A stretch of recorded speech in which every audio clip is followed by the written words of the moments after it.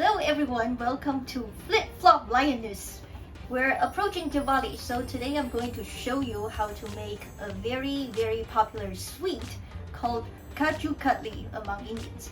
We're going to use a scientific method to achieve what we're going to do today. So Kaju Katli, if you look at any recipes, the sugar content compared to the amount of cashew powder we have is relatively high. It could be anywhere from half to 75%. Today we're going to do a reduced sugar version. So the amount of sugar we're going to use is only 40% of the weight of the cashew powder.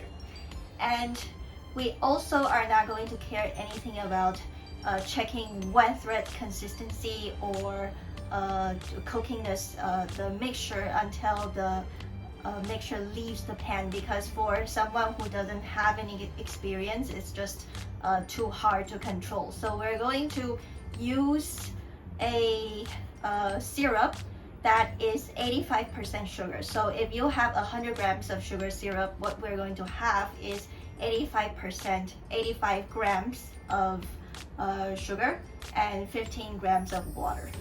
So that is the sugar syrup we're going to use. And when this syrup boils, the temperature is going to be 113 Celsius or 235 degrees Fahrenheit. So we know for sure that when this consistency of syrup boils, it's going to reach this temperature and it's going to give us a soft bowl effect of the sugar syrup. So it will help the cashew powder bind together. Okay, so we're going to need a few things. You need to prepare a flat kind of cutting board, and we also need a rolling pin. And to help us mold, to maintain a smooth surface, we'll need 2 pieces of. If you use 100 grams of cashew, then you'll need 40 grams of sugar. But today I'm doing double quantity, so I have 200 grams of cashew here and 80 grams of sugar and 14. I'll just leave the water here, and I'm going to just do the measure the water with the measuring spoon. Okay. All right. So first, let us grind our cashew.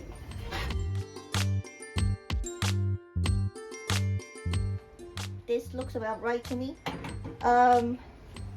Because this is a very powerful blender, so I will not sift it. Everything looks very fine. Okay, and please don't grind for too long, because you don't want oil to be released from the cashew. Okay, so we have this powder ready, then I'll just keep it aside for now. And I am going to cook the sugar syrup now. So what I'm going to do is 80 grams of sugar, I'll put it in. And we'll need 14 grams or 14 ml of water. So this is a tablespoon, which is 15 ml. So I'm just going to do a little less than that. Okay, so like this. So if you notice, the amount of water compared to sugar is very less, but you don't need to worry about it, because when sugar boils, it'll actually release a lot of water and it'll form a syrup. So what we're going to do is we're going to start. So at this stage, you can just keep the flame high. Okay, now we can tell that the sugar has started boiling. We'll just keep it going and wait until the bubbles start forming and even in the middle. We'll need it to come to a full boil. That's when we'll have the soft bowl stage of sugar syrup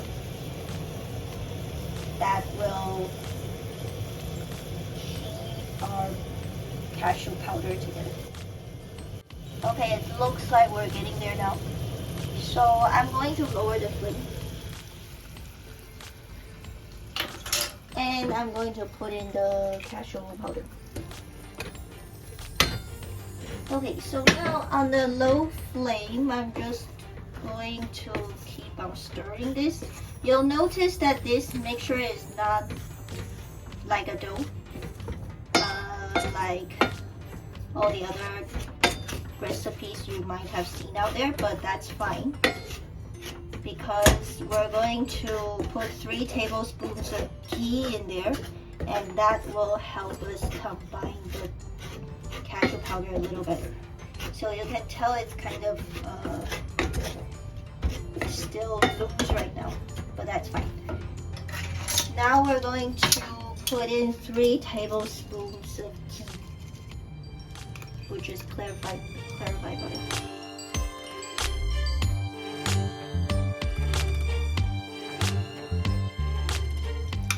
Okay, so that should help us to make this to it.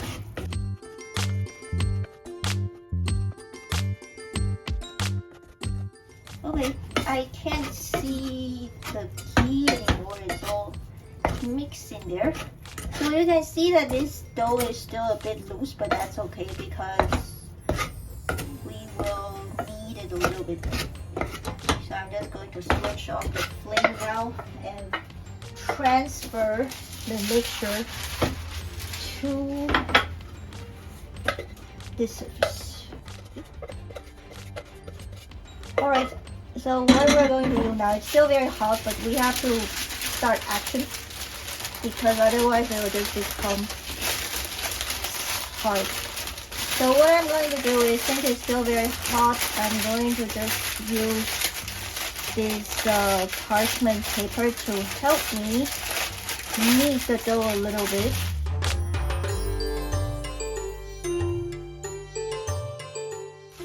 So that looks about right to me. So I'm going to put another parchment paper on top now and just kind of press it down using my hand.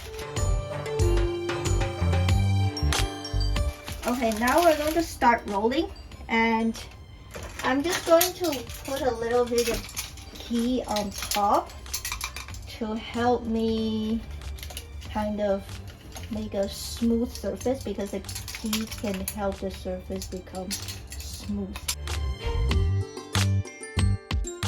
Alright, then we can start rolling.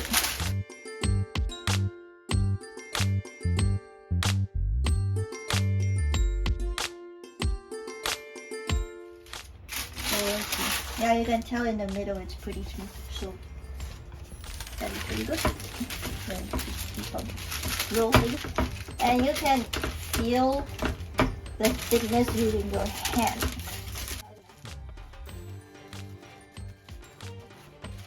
Okay, now this looks about right to me, so I'm just going to leave it there to cool, then we'll come back and cut it.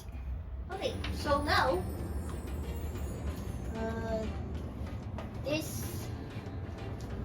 Kaju Katli is feeling cool to the touch, so we're going to cut it down. So we're going to need a butter knife or just any random knife, and I'm going to take a piece of kitchen paper towel and let's just put some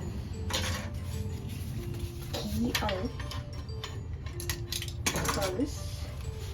In the middle of cutting, it's going to get crumbly, and after each cut we'll need to sort of clean it.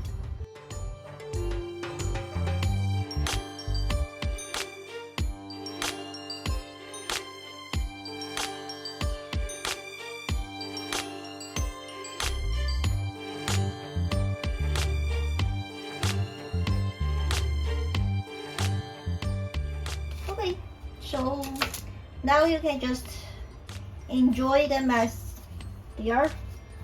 Sometimes if you like to put silver foil on top, you can put it actually when we're rolling, but I like my Kaju Katli plain, so I'll just eat them like this.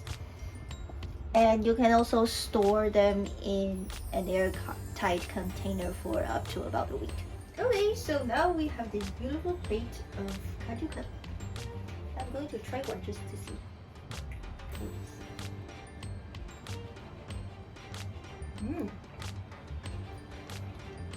Very good. It's not too sweet, and it's just the right texture we want. So I hope you will enjoy making these Kaju Katli for your family and friends in Diwali. Happy Diwali in advance!